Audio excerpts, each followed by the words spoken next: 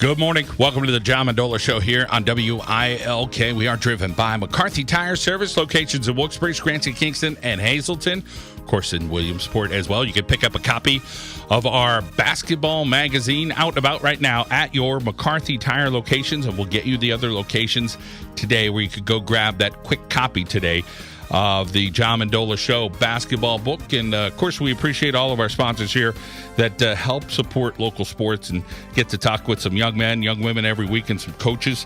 And we're going to talk a little baseball today. We're also going to talk some high school basketball.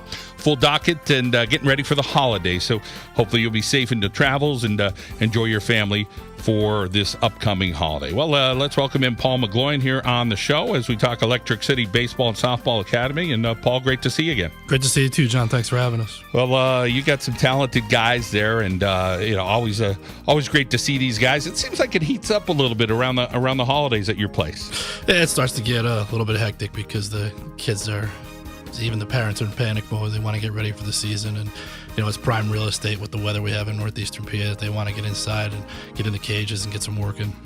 Well, we got a couple of guys we're going to talk to today. So let's talk a little bit about where these guys are playing and their, what they're up to right now, because there's some pretty good baseball players we got in studio here. Yeah, correct. You mentioned Electric City Baseball and Softball Academy, but we're affiliated with the East Coast Sandhogs, which is a nonprofit baseball organization. So we have Noah Granet in here from Scranton Prep High School. He's been with us I know this kid since he's 9 years old.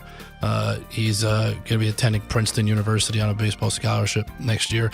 And we have Reggie Crawford from North Schuylkill High School, who's signed with UConn next year. And they both did a phenomenal job with us this past year with the East Coast Sandhogs.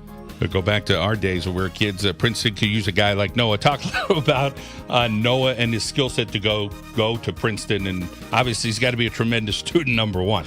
Yeah, I mean, he's... As an educator, John, they tell you sometimes you can have kids come in the classroom that are brighter than you. And for some of us, more often than others, right? But Noah is one of those kids, a highly cerebral kid.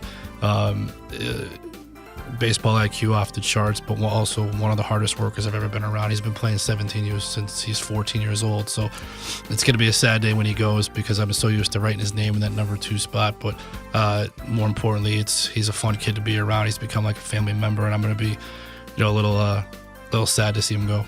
All right, let's welcome in Noah Granet here on the John Mendola Show. And Noah, let's first talk about that classroom. That's the most important component. And tell us where that foundation of academics comes from. In middle school and growing up, my parents always kind of made me do well in school just in order for me to play baseball. I wasn't really allowed to if I didn't do well. So, I don't know. I'm really thankful that they pushed me to, make the most of my education.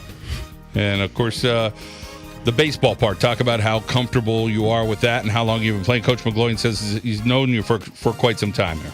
Oh, yeah. I met him when I was 8 or 9 years old, and I didn't always play on his travel team, but I kind of, I think I was 14 years old, and I don't know, ever since then it's been, one of the best experiences of my life. He's like an uncle to me.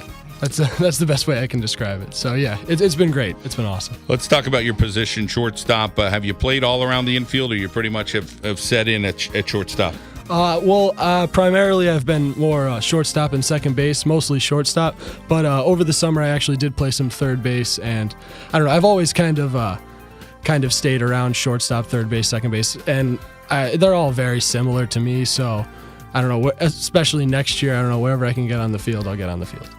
Let's talk about the sports in the family. You got a big family. Take us through the siblings. Is everybody involved in sports?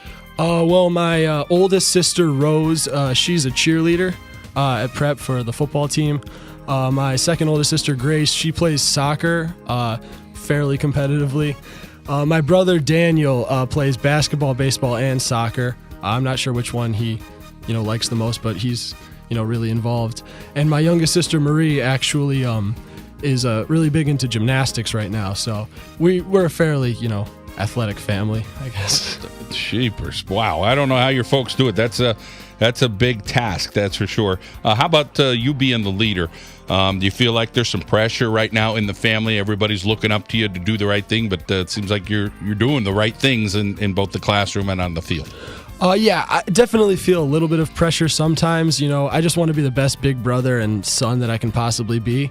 And, I'm kind of still going through high school, so it's kind of hard to give guidance to my younger sisters and brother. But, I'm doing my best, and I think that's probably what's most important.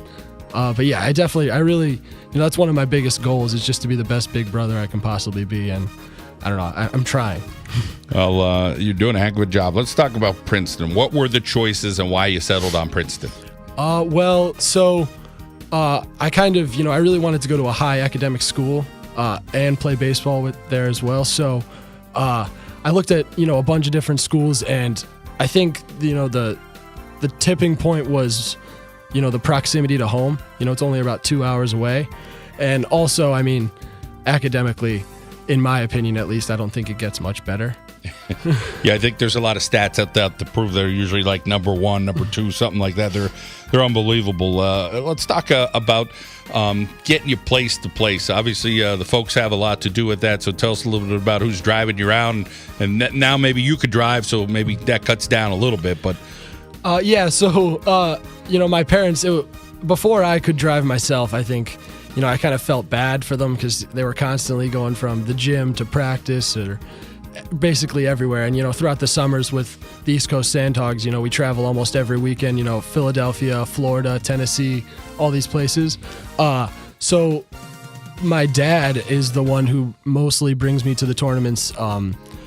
And, he's just, it's pretty crazy how he does it. He kind of has to, plan his work schedule 2-3 months in advance just to make sure that he's off all the time.